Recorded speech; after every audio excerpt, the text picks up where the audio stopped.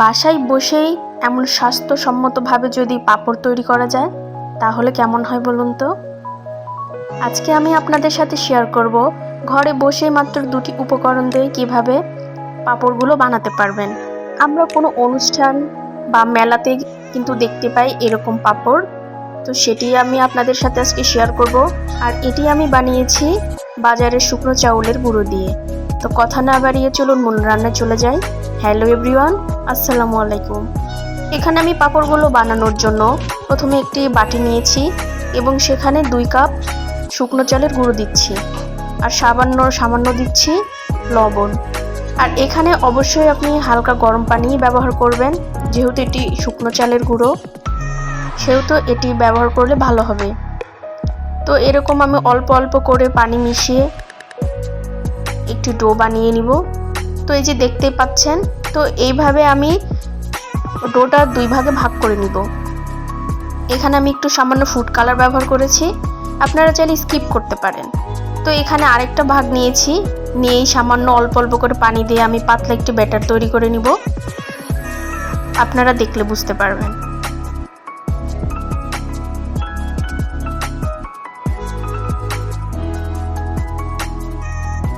আমার ব্যাটারের ঘনত্বটা ঠিক এরকম হবে। এখন সেম ভাবে আমি আরেকটা যে ভাগ রেখেছিলাম সেটিও আমি এই রকম করে একটা পাতলা ব্যাটার বানিয়ে নিব।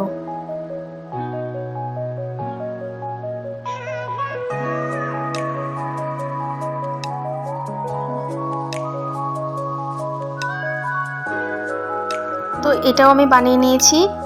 এবার আমি পাঁপড়গুলো বানিয়ে নিব।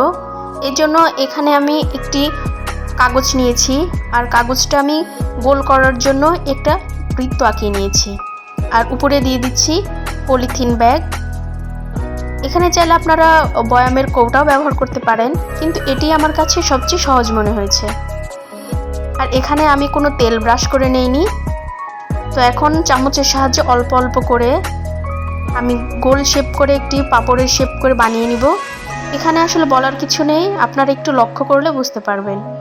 তো চামচের সাহায্যে আমি সুন্দর করে ছড়িয়ে দিচ্ছি আর অবশ্যই এটি পাতলা হতে হবে।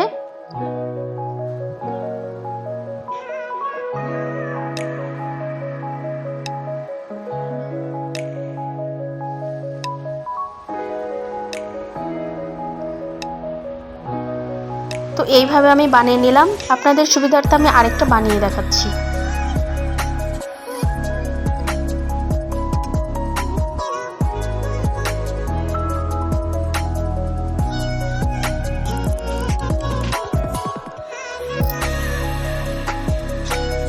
আমার বানানো হয়ে গিয়েছে, এবার এগুলো ভাপ দেব।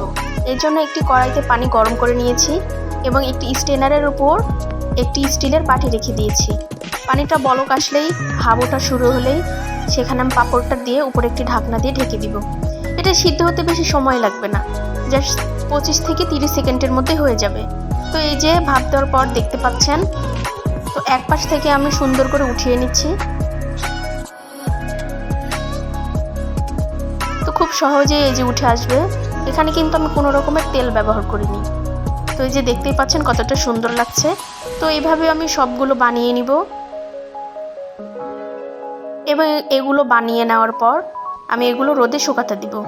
তো এইভাবে আপনারা সারা বছর জুড়েই পাঁপড়গুলো সংরক্ষণ করতে পারবেন। তো এই যে আমার এখানে রোদে শুকানো হয়ে গিয়েছে, আর এটা শুকাতেও বেশি সময় লাগবে না, 2 থেকে 3 ঘন্টা হলেই শুকিয়ে যাবে। তো এইসব আমি আপনাদের এখন ভেজে দেখাবো।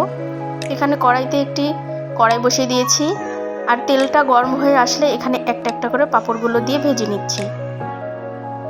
তো দেখতে পাচ্ছেন পাঁপড়গুলো দেওয়ার পর ডাবল হয়ে যাচ্ছে।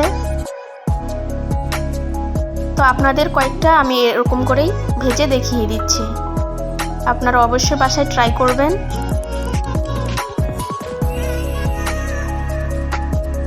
আর কে কোথায় থেকে আমার ভিডিওটি দেখছেন অবশ্যই কমেন্টে জানাতে পারেন। কারো কোনো মন্তব্য থাকলে সেটিও জানাতে পারেন।